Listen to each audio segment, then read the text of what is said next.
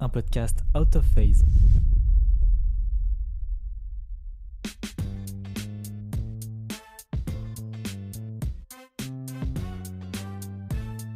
Bonjour à toutes et à tous, bienvenue dans le Talkback, le premier podcast qui fait parler les professionnels du son. À l'occasion des épisodes 3 et 4, j'ai voulu aller rencontrer plus que des techniciens son, mais également des collègues, et pas des moindres. Aujourd'hui, pour l'épisode 3, je reçois Sébastien Guichard, plus connu sous le nom de La Fraise, et avec une carrière de plus de 20 ans, La Fraise vient partager avec nous ses expériences au fil des années, et partager avec nous les rencontres qui l'ont emmené à la carrière qu'il mène aujourd'hui. Bonjour Sébastien. Déjà, c'est important pour moi de te dire que c'est un plaisir de te recevoir dans le Talkback. J'ai beaucoup entendu parler de toi, notamment via les Tambours du Bronx, évidemment.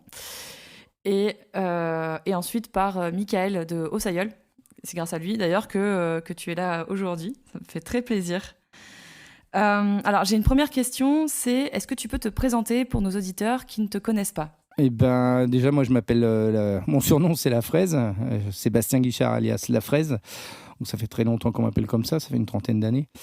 Moi, je suis technicien son,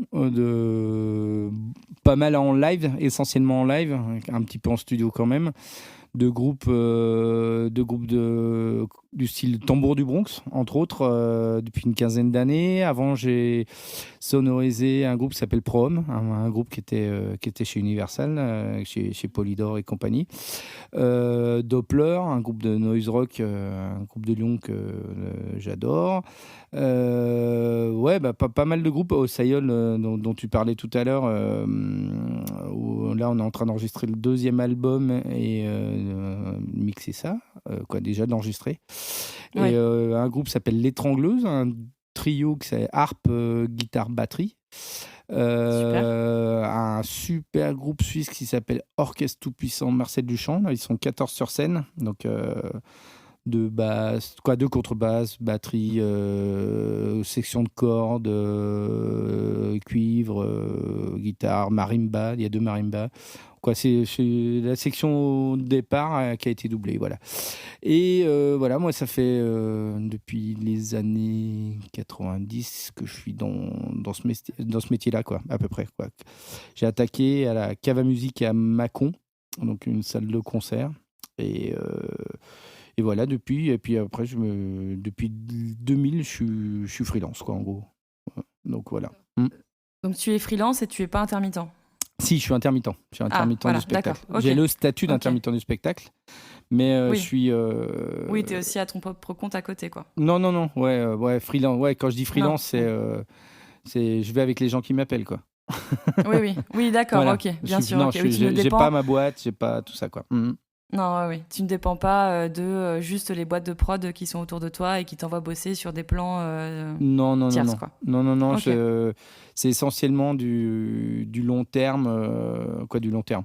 De la rencontre humaine déjà, et ouais, c'est que des rencontres. Si je suis dans ce métier-là, c'est que par rapport à des rencontres humaines, quoi. C'est le hasard des rencontres qui m'ont fait arriver dans ce métier, qui m'ont fait continuer là-dedans, quoi. Voilà, quoi. Bah justement, tu vois, ça fait une très belle transition parce que la première question que je te pose vraiment, c'est donc à quel âge tu as commencé les métiers du son, vu que là tu viens de m'annoncer comme ça tranquillement que ça fait 30 ans que tu es là-dedans. Alors à quel âge tu as commencé à penser au métier du son et à quel âge tu as commencé les métiers du son ? Alors, moi, j'ai commencé un peu par hasard. J'allais voir beaucoup de concerts, vraiment beaucoup de concerts. Et pour me payer les entrées, je collais des affiches. Donc voilà, il y avait trois clubs rock.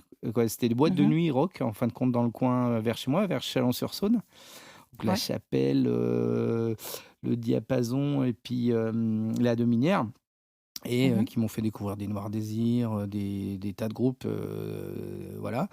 Dominique Sonic, plein de gens comme ça. Et par hasard, le boss de la chapelle de Bragny, à côté de chez moi, était en train de monter la cave à musique à Mâcon, avec une asso, machin, tout ça. Et au bout d'1 an de cave à musique, où je collais des affiches, tout ça, il m'a proposé un contrat de qualif là-bas. Donc génial. donc voilà, génial. Moi, je donnais des coups de main. Je faisais déjà bénévole à l'époque sur Chalon dans la rue, festival de rue, tout ça. Donc beaucoup de bénévolat au départ.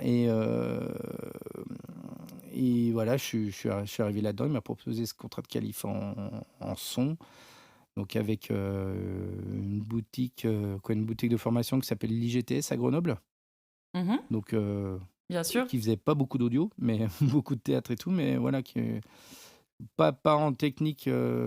J'ai pas appris. Si, j'ai appris des choses, mais beaucoup en culture générale m'ont appris beaucoup de choses, mais le terrain, beaucoup de terrain en tout cas, à la Cave à Musique, 1 an de plateau avant de toucher la console, et, Ouais. et après, bah, on y va quoi. C'est souvent ce qui revient le plus en général. On commence toujours au plateau et c'est ensuite un cheminement qui se fait tout naturellement en fait. Donc de toi-même, tu dirais que tu as plus appris quand même sur le terrain ou à l'école? Beaucoup sur le terrain. Bon, l'école, ça n'a Beaucoup pas sur le duré terrain. très longtemps. Et franchement, c'était plutôt basé théâtre. Et moi, je suis plus live au concert. Et Mhm. je fais très, très peu de théâtre. Et ouais, non, non, j'ai beaucoup, beaucoup appris sur le terrain avec plein de gens qui m'ont montré plein de choses. Et ouais, j'ai fait presque 8 ans là, à la musique. Donc, j'ai rencontré énormément de gens, ce qui m'a fait un bon carnet d'adresses aussi derrière Ah oui. pour passer à Mhm. autre chose, pour passer D'accord. à l'indépendance, on va dire, au statut d'intermittent, voilà quoi. Comment tu t'es retrouvé à aller en studio du coup? Parce que là, ce que j'entends, c'est que tu as beaucoup axé ta carrière sur le live Yes. et là, bon ben, je sais du coup de quelques sources sûres que tu fais du studio et puis tu m'en as parlé aussi au début. Comment tu en es arrivé à te dire bon bah peut-être que je vais faire du studio en sachant que c'est pas du tout le même travail? Alors, c'est pas du tout le même travail, mais avec un pote qui s'appelle Bichon. Bichon, lui, qui fait du son aussi, maintenant qui est directeur technique dans un théâtre, qui m'a remplacé sur GMPZ à l'époque, un groupe avec qui je tournais. Et à l'époque, on a cassé notre tirelire, on a fait crédit, lui, il a acheté la 02R, et moi, j'ai acheté 2 Adapts D'accord. XT20, donc les Ok. gros trucs à cassette, là, les premiers trucs Ouais, ouais. numériques. Et lui, il faisait déjà des maquettes de son côté, moi aussi. Et il faisait ça avec je crois, un DR16 au départ, un truc comme ça, à Kyle, un truc tout numérique, quoi. Mhm. Et nous, on a cassé notre tirelire à l'époque, je crois que c'était 40 000 francs chacun, on a dû débourser. Donc, Ah oui, bah, à l'époque, c'était une somme en c'était une plus, hein. somme, donc on a fait un crédit sur Mhm. quelques années. Puis on a commencé comme ça, quoi. Après, moi, j'ai un peu laissé ça de côté. Ils sont un peu occupés ça avec un autre pote à Mâcon, là, dans les locaux de répète, à faire plein de maquettes, plein de trucs. Et moi, tournant tout le temps, j'avais pas trop le temps de m'en occuper. Donc j'étais plus sponsor du studio que D'accord. j'achetais plus des trucs, mon rack API, des trucs comme ça, tu vois, des bricoles. J'ai investi, quoi, mais je faisais plus trop de trucs. Si, des Mhm. trucs avec les potes, avec Doppler, par exemple, Oui. où on a sorti un disque. Et après, il y a plein de gens qui m'appelaient et ils me disaient, ouais, c'est super ce que tu as fait. J'ai dit, mais j'ai pas fait exprès, monsieur. Donc, donc, euh, donc, je voulais pas. Quoi, je me sentais pas. Comment dire, ouais, pas légitime en studio. Voilà, Ouais, pas légitime en ouais. studio, ouais. D'accord. Et maintenant, pris un peu plus de confiance, du coup, mais voilà quoi. Du coup, si tu devais me citer ton meilleur souvenir de live ou de studio, au choix. Meilleur souvenir, plus impressionnant, je pense, c'est Rock in Rio avec les Tambours du Bronze, justement, avec Sepultura. Grosse J'attendais scène. exactement cette réponse-là. Ouais, mais le plus impressionnant parce que Est-ce que tu peux m'en parler? Oui, alors on l'a fait 2 fois. C'est génial. On l'a fait une fois en 2011 sur la petite Mhm. scène. Donc, la petite scène, je crois que ça doit être 100 000 personnes, un Petite truc comme scène ça. alors, hein. Et ouais, petite scène. Et on l'a refait en 2013 sur la grosse scène. Donc là, c'est un peu plus Ah de ouais. 200 000, 200, Ouais, 300 c'est les 000 chiffres personnes. Je que sais pas, j'ai c'est un vus, truc oui. assez C'est fou. impressionnant. Donc, bah, super cool. Les Sepultura là-bas, bien sûr, c'est des Oui. stars, hein. Donc, il y a un peu de monde, hein. Est-ce que c'était encore à l'époque où les frères... Non, ils étaient déjà plus là, les frères Ils Cavalera. étaient déjà plus Non, là, non, donc non. c'était déjà le nouveau Ouais, chanteur, c'était déjà Derrick, ouais. Et qui est un amour. C'est vrai qu'il est très gentil. super.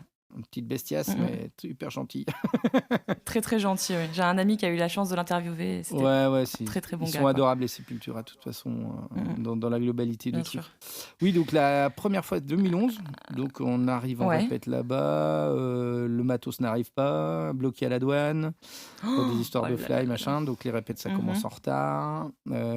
Première balance. Quoi, la balance, on devait la faire, nous, techniciens, s'installer à 4 heures du matin, parce qu'avec le flux de la foule, là-bas, c'est énorme. Fallait qu'on arrive tôt. Eh oui. Les musiciens arrivent à 8 heures ou 9 heures. Nous, on joue vers 21 heures, 22 heures. Et là, pour l'anecdote, on n'avait plus qu'à côté de la façade. Donc, c'était un peu l'émeute. Ça commençait à acheter des canettes, des machins partout. Oh là là là Du là. coup, ça venait pas de la diff et tout. Et on a tout mixé en mono. Donc, les deux groupes, on était deux à mixer avec Stanley. Stanley qui a fait aussi Ouais. Motorhead et compagnie, tu vois. Un mec Oui. super sympa. Donc, voilà, on a tout mixé en mono et ça l'a fait. Et puis, ils nous ont proposé de revenir 2 ans après. Et là, 2 ans après, c'était plus Mhm. Stanley, c'était un autre mec à la face. Et là, j'ai mixé à la souris. Eh ouais, j'ai mixé avec Studio Alors, Manager. On avait une PM5D pour deux et le mec m'a pas trop laissé de la place. Donc, j'avais mon côté tambour du Bronx et lui son côté mhm. Sepultura. Et ça s'entend pas, mais j'ai mixé à la souris. On s'imagine que lorsque ta structure musicale, tes artistes sont appelés à venir jouer à l'autre bout du globe, que tu vas pouvoir avoir le luxe de partir avec ta propre console ou au moins une console de location. Et en fait, là, malheureusement, ça n'a pas été possible. Donc, tu t'es retrouvé avec le matos qui était sur place, c'est ça? Ouais, bah, c'est surtout qu'on avait demandé 2 consoles. Pour que moi D'accord. j'envoie au moins un prémix au mec de Sepultura, puis qu'on arrive à faire ça ensemble. Après, avec Mhm. Stanley, en 2011, ça s'est super bien passé. On a réussi à mixer à 2 avec des VCA, des machins, tout ça. Ouais. La deuxième fois, c'était un peu plus compliqué. Donc, autant dire un peu frustré de jouer devant Mhm. autant de monde sur une scène énorme à la souris, Ah quoi. bah oui. Mais, Ah mais ouais, ça, ouais. ça l'a fait quand même. Ça fait partie de l'expérience. Est-ce que tu te souviens de ce qu'il y avait en diff? En diff, ouais, c'était énorme. Je crois que c'était du JBL. Sur la grande scène. Et D'accord. c'était une marque italienne en 2011. Donc, je me rappelle plus ce que c'était exactement.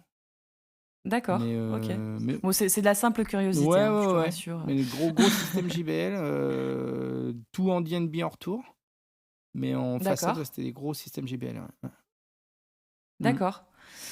Et du coup, est-ce que tu peux nous parler un petit peu de ce que c'est que de mixer les tambours du Bronx? Parce que ça doit vraiment Alors, je t'avouerai, je te fais une confession. Ouais. Je suis allée fouiner sur Ouais. Internet et j'ai trouvé votre fiche Ouais. technique. Alors, est-ce que tu peux me parler un petit peu des choix que tu fais au niveau de tes micros, de tes entrées, etc. Alors, il y a 2 spectacles. Donc, il y a le spectacle plutôt Mhm. classique, donc les bidons, machines et ouais, bidon, machine et stand percu. Et il y a le Mhm. spectacle plutôt métal, qui est là depuis 2 ans maintenant, je crois, un truc comme ça. Avec, Le Weapon. avec Stéphane Burier au chant? Comment? C'est Stéphane Burier au chant, Ouais, il c'est y a ça? Steph, il y a Renaud de Lofo, ou il y a Renato de Flayed. Donc, ils sont 3 D'accord. à se partager les chants. Des fois, on a les 3, des fois, on en a qu'un, des fois, on en a D'accord. 2. Donc, ouais, Steph Burier, cool, de l'Old Blast. Et Oui, de donc, il y l'autre a ce blast. spectacle métal avec donc batterie, basse, guitare, machine et les bidons. Donc, autant dire que c'est la première fois, je me suis dit, c'est pas pour moi parce que je n'y arrive pas. On a fait une semaine de résidence à Auxerre. Tu te retrouves dans la fiche technique des gars et que tu te dis, bon, alors les bidons, est-ce que je les pique? J'imagine que oui, tu dois les repiquer, ces bidons quand même. Bah, je les repique parce que du coup, je les grossis. Sinon, ça fait que du tac-tac. Donc, je pitch, je mets un peu de disto, je mets. Ça, c'est pas moi qui l'ai inventé, hein, c'est le mec d'avant que j'arrive, ou bien avant, qui avait commencé cette idée de pitcher un peu le bidon pour le grossir, tu vois. Donc, D'accord. moi, je rajoute des effets, des machins, parce que sinon, c'est vraiment métal, quoi. Mais c'est génial en fait. C'est encore mieux que ce que je pensais. Moi, je m'attendais peut-être juste à ce que tu piques tes tambours et que peut-être, je sais pas, tu Mhm. gonfles un peu le son. Mais là, tu me parles vraiment d'un travail de minutie où tu rajoutes des effets, de la disto. Bah, on est un peu C'est fou, obligé, hein, parce en que fait. sinon, c'est un peu moche, hein, clac-clac. Ouais, sinon ça fait poète. Ouais, ça fait poète. Et puis voilà, faut... Enfin, après, maintenant qu'il y a basse, batterie, guitare, c'est pas tout à fait pareil. Mais le show classique, les bidons, ça descend dans le sub, quoi. Donc, Eh il y oui. il y a l'impact du haut, mais il y a le truc qui fait vibrer le short aussi, tu vois, un petit peu, quoi. Donc, Eh oui, oui, oui. donc après, le problème, c'est le niveau sonore du plateau, quoi. Donc, Alors voilà, ça c'est aussi une question que je voulais aborder avec toi parce que quand ils sont combien? 8 sur les bidons, ils sont combien? entre 11 et 13, je crois, c'est un truc comme ça. Ouais. Donc quand t'as 11 gars qui tapent sur des bidons creux au plateau, comment tu t'organises? Enfin, Alors, c'est... depuis le changement de loi, depuis qu'on est Ah, passé à 102 dB, je leur ai fait mettre ils aiment pas ça, hein, mais comment? Une couverture en espèce de oui, caoutchouc dessus. Donc, ce qui oui, oui, m'atténue un peu les trucs hyper aigus, quoi. Donc d'accord. ouais, j'ai déjà gagné en précision quand même au niveau de la percussion. Eux, ils détestent ça, hein. Ils détestent ça parce que Et oui. ils ont pas le même son qu'ils ont d'habitude et tout, voilà, quoi. Au niveau du rebond, ça doit même pas être la même Ah chose bah non, non, non, pour eux. ils me Ouais. détestent. Mais sinon, on peut plus jouer, quoi. On peut plus jouer. D'accord. Et puis, suivant l'acoustique des salles, c'est hyper compliqué. Donc, Ah bah oui. j'attends avec hâte le plein air à chaque fois parce que c'est c'est moins compliqué, quoi. C'est clair, puis j'ai vu marquer dans votre fiche technique, en fait, grâce ou à cause du plan de scène et du nombre de personnes sur scène, vous pouvez même pas jouer n'importe où, en fait. Non, parce qu'il y a cette histoire d'arc de cercle. Donc, il Et faut un oui. arc de cercle pour qu'ils puissent se voir. Les tambours, ils sont divisés en 3 parties. Donc, Mhm. il y a 3 parties bien différentes et il faut qu'ils se voient parce que le volume sonore du bordel, c'est assez énorme, quoi. Si tu devais me parler maintenant de ton pire souvenir de toute ta carrière. Il y en a un ou deux, mais le pire, je pense, c'est le plus frustrant, en tout cas. C'est Oui. le zénith qu'on a fait avec les tambours, justement, pour leur anniversaire. Je crois que Mhm. c'était pour les 20 ans. Où le producteur nous a promis plein de choses qu'on n'a pas eues, dont des jours de Aïe, aïe, répète au aïe. Zénith, dont l'orchestre qui était avec le chef d'orchestre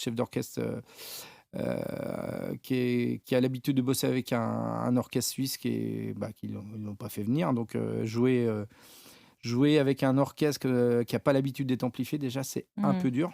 Donc, on a eu Eh oui. des gens hyper compétents, hein, l'orchestre des lauréats de Paris, mais Mhm. des Ah gens qui oui. n'ont pas l'habitude d'être amplifiés. Donc, voilà, Ouais. on a répété quand même à la Cité de la Musique, là, à côté, quoi. Mais moi, j'avais demandé des cellules, des Schertler, des trucs comme ça pour toutes les cordes. Mhm. Imagine les cordes avec les, les tambours qui tapent un peu, c'est hyper compliqué, quoi, à sonoriser. Eh J'avais que oui. du bidon Mhm. dedans, et parce qu'il m'avait dit, nous, Parisiens, nous savons faire. Donc, il y a des gens Mhm. qui font les émissions de télé, je sais plus ce que c'était, la Starac ou je sais pas quoi, ils ont l'habitude de mixer des cordes. Je dis non, non, mais c'est pas le problème, c'est qu'il y a. Oui. Donc, demander des paravents en plexi, des cellules. Heureusement que j'ai eu une boîte de presta ultra compétente qui m'a dégoté ça parce que le premier jour, on a perdu une journée de répète parce qu'il n'y avait pas de son de corde, quoi. Parce Oui. qu'on Et puis n'entendait alors rien. ça, ouais, On ça entendait pour la un bruit blanc, production. quoi. Un bruit blanc Euh, dans les micros des Ah cordes. ouais, non, mais c'est terrible. Mm. C'est terrible. Et puis perdre un jour de... C'est pour les auditeurs que je le précise Mm. parce que je pense que toi, tu dois le savoir, mais perdre un jour de répétition dans un zénith, la C'était pas au production, Zénith, hein, ça fait... justement, on l'a pas eu le Zénith pour Ah, les répètes. d'accord. Ah oui, d'accord. Non, non, non. D'accord, parce Non, non, qu'un non. jour de Alors, non, mais répétition, c'était c'est une quand même... catastrophe de A à Z, ce truc. Ouais, Donc, d'accord. on a Ok. réussi à faire le show, mais c'était frustrant, quoi, parce qu'on aurait pu faire un truc mortel et c'était passable, quoi. Il y avait les Young Mhm. Gods avec nous, Tambour du Bronx, plus l'orchestre classique, quoi. Donc, Ah ouais, un ouais. truc qui devait être super beau, était passable, quoi. Mhm. Ce qui est intéressant par rapport à ta carrière, c'est qu'en fait, tu parles. Bon, là, on parle beaucoup des tambours du Bronx parce que, en fait, techniquement parlant, c'est quand même assez. Enfin, moi, ça m'intéresse beaucoup et je Mhm. pense que les auditeurs aussi, ça va les intéresser. Mais on passe d'un métal, d'un son métallique, disons, ou même à un show classique, même si c'est pas un show de métal, qui est quand même hyper énergique, hyper rentre dedans, à Osaïol, qui fait de la folk, une très bonne folk, qui peut être rock'n'roll aussi sur certains passages. Mais là, même quand on va partir dans le rock'n'roll, on part dans un rock'n'roll plus... un vrai rock'n'roll, en fait, plus anglais, j'ai envie de dire. Et donc, c'est quand même un univers complètement différent. Est-ce que toi-même, tu te considères comme étant multifacette et est-ce que tu aimes... est-ce que tu as une préférence dans tes sons? Est-ce que, par exemple, le fait que tu aies bossé pour les tambours du Bronx et dans le milieu du métal, est-ce que quand tu passes sur de la folk ou comme au Sayol, par exemple, est-ce que tu vas vouloir quand même gonfler tout ça, mettre un peu de lourdeur dans le son que tu vas fournir à un groupe de folk? Ouais, après j'adore changer de style parce que j'en ai besoin déjà. Oui. Passer des tambours du Bronx à de la chanson, à de la folk, à l'orchestre tout-puissant, là c'est plus afro-punk, tu vois, des trucs comme ça. Moi j'ai besoin Mhm. et les gens m'amènent leur culture aussi, donc ça m'enrichit totalement. Et moi je mixe, on va dire, je dirais je mixe plus organique. Donc je suis pas Ah oui, un fondu oui, de trucs trop propres, quoi. Donc oui. au Sayol, ça me va très bien aussi Ah là-dessus. oui, oui, en fait, c'est ce que j'allais dire, c'est qu'au Sayol, c'est vraiment... en fait, autant si on parle juste de technique, c'est très, comme tu dis, très organique et émotionnel, et c'est vraiment quelque chose que tu dois entendre, que tu dois écouter, que tu dois ressentir presque, en fait. Yes, yes, ouais, ouais, et là les nouveaux morceaux sont très, on va dire indie rock, quoi. Et c'est Oui, oui. super beau. Moi, il me met les poils, quoi. Mm, mm, Puis mm, mm. c'est un mec qui est Ouais, plein d'émotions, quoi. Donc j'ai extrêmement hâte d'entendre cet album. ouais, ça va être chouette là. Ouais. Il y a 4 titres qu'on a enregistrés live là, qui devrait partager bientôt Mika là-dessus. Parce que c'est un Mhm. mec qui est vachement, tu le connais, hein, il est vachement Oui, relié à l'image aussi. oui. Donc il y a des chouettes trucs. C'est pour ça que j'ai beaucoup fait de sessions live avec lui. Et Mhm. avec du petit matos, on arrive à sortir des trucs sympas. Quand tu dis que tu as enregistré live avec eux, est-ce que tu es parti dans un placement de micro, comment dire, pointilleux pour avoir plus l'ensemble de ce qui se passe? Ou est-ce que tu as quand même fait un vrai multipiste, plus peut-être un micro d'ambiance ou quelque chose comme ça? Non, je l'ai fait vraiment en vrai multipiste. Bon, D'accord. j'ai une toute petite console, petite QSC Touch Mhm. Mix, tu vois, 16 pistes, et D'accord. là, j'enregistre avec ça. Et Ok. le résultat est plutôt agréable, hein. Ouais, c'est sûr, D'accord. c'est pas une Nive ou une SSL ou un truc comme ça. Oui, Mais vu bah qu'on oui, mais enregistre bon. dans des lieux bien atypiques au niveau de l'image, en tout cas, des petits Oui, théâtres, où il y a de la pierre, il y a des trucs comme ça. Non, oui. je prends vraiment le kit live, quoi. Donc D'accord, super. là, Ok. on a un violoncelliste en plus qui a vraiment bossé. Ces 2 mois de confinement, il a vraiment bossé sur son violoncelle, qui est mortel. Donc on arrive à faire D'accord. un son, un truc vraiment, vraiment joli, quoi. Ouais. Ok. Alors, puisqu'on parle de matériel, je vais te poser la question impossible de ce podcast. S'il ne devait te rester qu'un seul micro sur Terre pour le live et un seul micro sur Terre pour le studio, qu'est-ce que tu choisirais? Bah, je pense que ça va être des réponses attendues, hein. Euh, je pense pour le studio, le 414. Je pense que Ah, c'est un peu le couteau suisse du studio pour moi. Donc tu peux mhm, mettre un peu partout, sur une caisse claire, sur des overheads, un peu partout. Et puis d'accord. bah, le pour le live, le 57, hein, c'est pareil, c'est le couteau suisse, hein. Je pense que tu l'as déjà eu. J'ai écouté un peu tes podcasts hier du sonorisateur de. Oui, Sébastien Bramardi, Voilà, c'est un qui est grand fan pareil. de SM57, ouais. Ouais, je pense pour moi, c'est 2 couteaux suisses. Après, il y a des super micros, du Moyave, du truc comme ça que j'adore, mais Mhm. là, si tu me dis il faut garder 2 micros, ouais, je prends ces 2 là, quoi. Ouais. Je rajoute une petite question maintenant Ouais. qui est ton kit batterie de prédilection. Donc, qu'est-ce que tu choisis? On te dit, tu as le choix dans tout ce qui existe Pour le live? pour faire pour le live. Tu as, disons, un kick, une snare, 3 tomes, un kit basique, quoi, avec des cymbales, un Charlet? Ouais, je pense que Qu'est-ce c'est que du tu choisis? classique, hein. Moi, je suis amoureux du Beta 52 pour la grosse caisse déjà. Mhm. Donc ça, je suis pas très D6 et compagnie. Donc voilà. La snare, je pense. Bon, si j'avais le choix, vraiment, le petit Moyave là, j'adore ce micro en snare top. Mhm. Pareil, un 535 dessous. Donc ça peut être cool. Après, sur les tomes du 904, hein, classique, pour du live, hein, je parle. Oui, Hein. bien sûr, bien sûr. Pour Charlet, ouais, du 81. J'aime bien le 81. D'accord, ouais. Et puis Mhm. du 80 ou du 214, 414 pour les overheads, quoi. D'accord, Ouais, ok. Chouette kit. ouais, ouais. Euh, Bon, après, on n'a une pas valeur toujours. sûre, des valeurs sûres. Oui, voilà, c'est pour ça que je t'ai dit, si tu as le choix dans tout ce que tu veux, Ouais, sans ouais, ouais. limite de budget, sans rien, on te dit, voilà, c'est le magasin de bonbons, sers-toi. Tu fais quand même des choix qui sont pas extravagants et qui sont des valeurs sûres. J'ai hâte de poser cette question à d'autres invités pour voir si je vais tomber sur des techniciens qui vont se laisser rêver, tu vois, de partir Ouais, dans des après, choses j'aimerais un bien peu des plus petits excentriques, rubans, des quoi. petits trucs comme ça, tu vois. Ah, Mais voilà, voilà. ça, c'est suivant les moyens. Et voilà. Moi, les trois quarts du Mhm. temps, j'emmène mon kit avec moi. Donc, tu vois, c'est Ouais, sur les trois quarts des groupes, maintenant, j'ai les micros, quoi. d'accord. On part de la base. On n'a pas les consoles. Je pars avec ça, avec les micros, moi. Puisqu'on parle de console, ça a été quoi ta première console? C'est la première que tu as touchée, La avec première que laquelle j'ai tu as... touchée, c'est Ouais. la Soundcraft Venue. Ah, Voilà. l'Avenue, waouh, quand même, C'est d'accord, vieux, hein. ok. C'est vieux. Elle est à 24, Ouais. là. C'était la cave à musique. Et après, on est passé à la 8000, la Soundcraft 8000. Après, la PM Mhm. 3005. Et après, un peu plus. Après, la H3000, quoi. D'accord, ok, L'époque de ok. l'analogique, quoi. Et alors, celle avec laquelle tu as passé, moi j'appelle ça la console de croisière, c'est celle avec laquelle tu as passé le plus de temps, avec laquelle tu as le plus travaillé.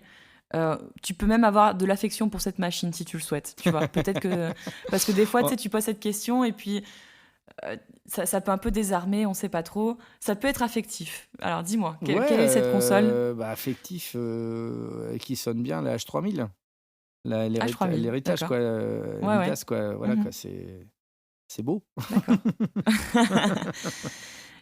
Et du coup, aujourd'hui, par exemple, voilà, si y a une console que tu aimerais, par exemple, avoir, pareil, on se donne pas de limite de budget, une console que peut-être que tu connais ou peut-être que tu connais pas, ou que tu trouves un peu plus sexy que les autres, avec laquelle tu as envie de travailler. Moi, j'aimerais bien bosser avec les DigiDesign.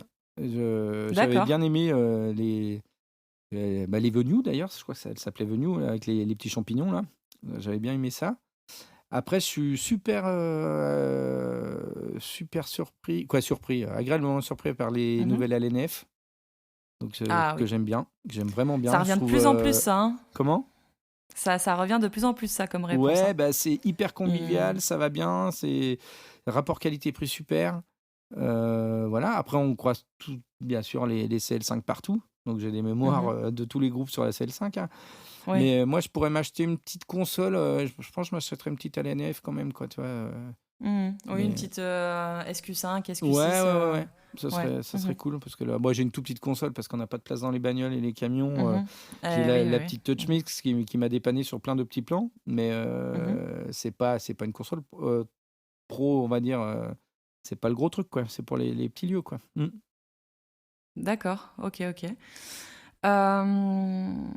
Là, j'ai une question qui sort un petit peu de tout l'aspect technique et un peu plus personnel, disons. Ouais. En vue des derniers événements par rapport à la pandémie mondiale de la Covid-19, euh, déjà, est-ce que toi, tu t'attendais un jour à vivre un événement comme celui-là Pas du tout. dans ta carrière? Non. Non, non, pas du tout. Ah, Non, non, c'est étonnant. c'est impressionnant. Tout le monde à l'arrêt là pendant 2 mois, et même plus. Là, je sais même pas quand c'est qu'on va reprendre, quoi. Mhm. C'est un truc hallucinant, quoi. Oui, en fait, on se rend compte, enfin, je sais pas si toi tu le vois comme ça, mais j'ai l'impression qu'on se rend compte que ça faisait quand même longtemps que la culture n'était plus en fait au cœur d'un système économique, Ouais. puisqu'on a été les premiers à être mis au chômage et on est quasiment les derniers à reprendre, avec Yes. certainement d'autres corps de métier. Et, on a bien vu que c'était pas la priorité absolue de conserver la culture dans les temps de crise. Bah, non, non. Mm, mm. Et du Malheureusement, coup, ouais, par rapport à tout ça, toi, tu vois comment l'évolution du son, pas forcément que par rapport à la pandémie, mais comment tu vois les métiers du son évoluer dans l'avenir? heu, tu veux dire, faire plus de sessions live, diffusées sur internet, des trucs comme ça? Ah non, pas forcément, pas Non? forcément. Toi, comment tu situes, l'avenir du son? Enfin, l'avenir de la prestation, sonore, comme on la connaît? Est-ce que tu penses que, même en termes de matos, à quoi tu t'attends pour l'évolution des choses? Quel but tu aimerais, par exemple, que ça prenne, comme plus les concerts immersifs, par exemple, ou ce genre de choses? Comment, toi, tu vois, l'évolution, du live, en fait, tout simplement? Ah oui, bah, après le concert immersif, moi j'aimerais bien faire plein d'expériences là-dessus, mais après c'est toujours une question de production de budget.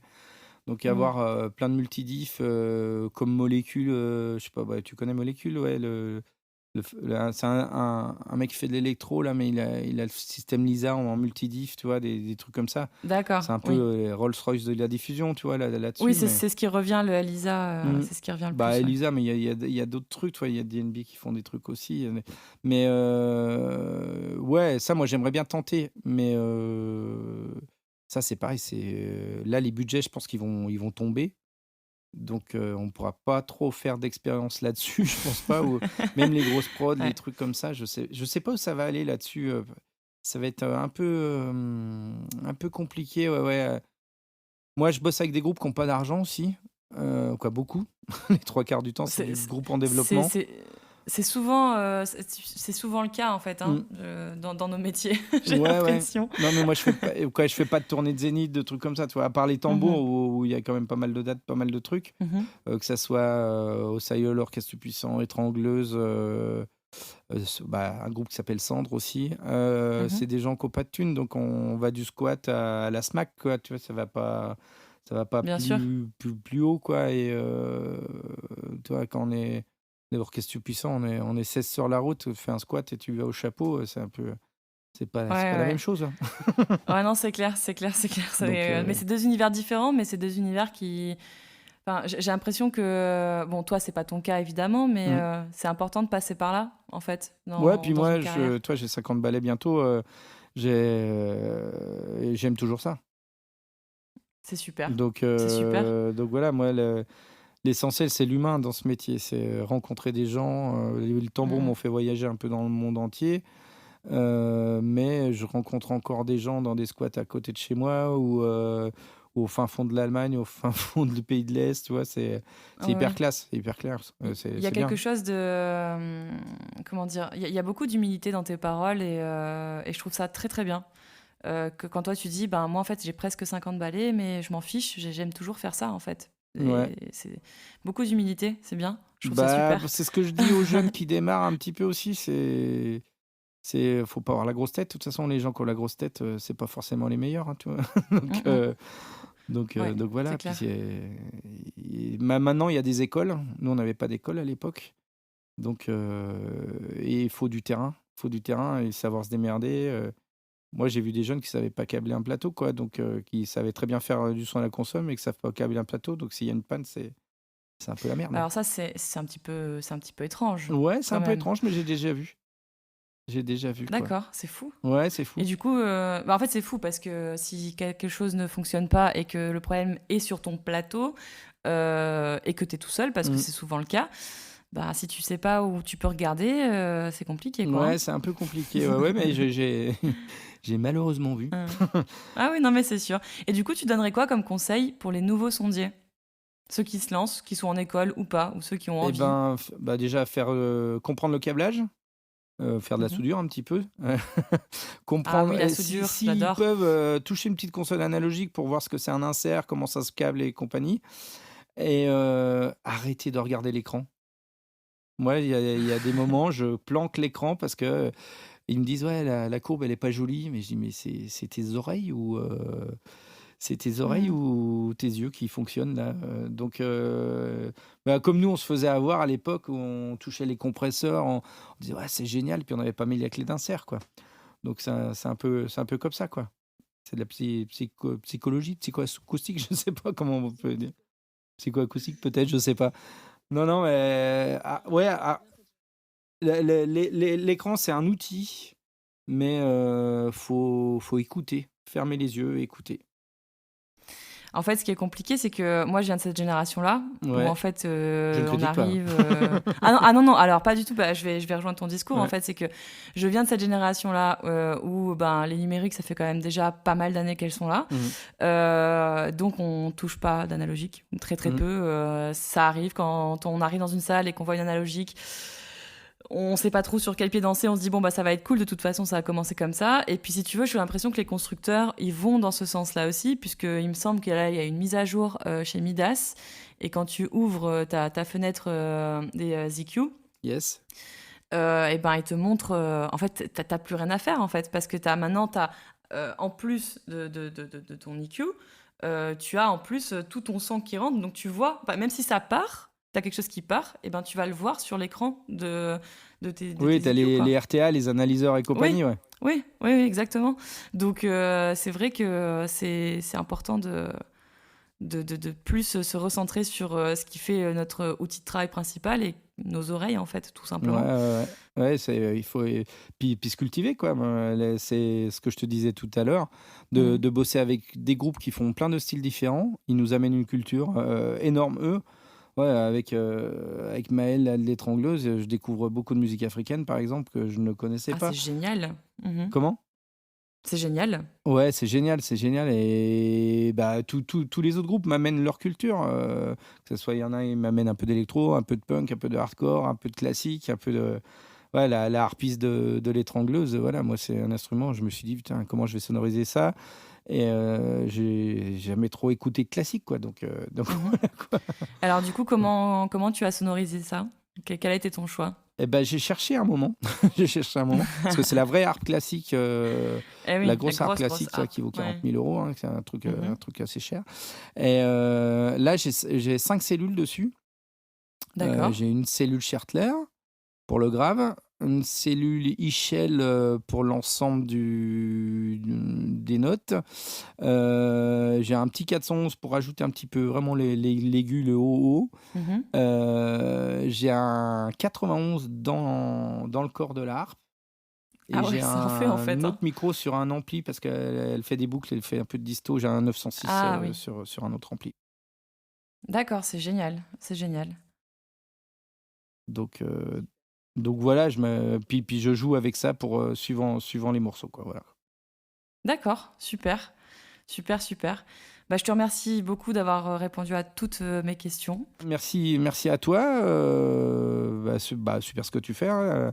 Petit podcast comme ça. Moi, je me sentais pas trop légitime sur ce truc-là, vu les gens que tu interviews. Mais voilà, quoi. Oh non, alors, tu sais quoi, je vais en profiter, ça je le couperai même pas au montage. Ouais. J'ai envie de montrer toutes les facettes de ce métier, enfin des métiers du son. Yes. Non, ça me paraît important en fait de recevoir le technicien du son, même qui fait par exemple, imaginons que de l'événementiel, il m'intéresse tout autant que celui qui cale les systèmes ELISA en tournée. C'est très important. J'ai été très heureuse de te recevoir pour cet épisode 3 du Talkback. Je te remercie vraiment d'avoir répondu à toutes mes questions de façon aussi honnête. Quant à nous, on se retrouve très prochainement pour l'épisode 4. Je reçois un certain Xavier Burnier, plus communément appelé Trif. Il est technicien du son dans les Alpes-Maritimes et lui aussi, il a des choses à nous raconter. Vous êtes de plus en plus nombreux à nous suivre et pour cela, je vous remercie du fond du cœur. Si vous avez aimé cet épisode, parlez-en autour de vous, partagez-le sur les réseaux et pourquoi pas, laissez 5 petites étoiles sur Apple Podcast. On se retrouve très bientôt, high five aux 13% et à la prochaine!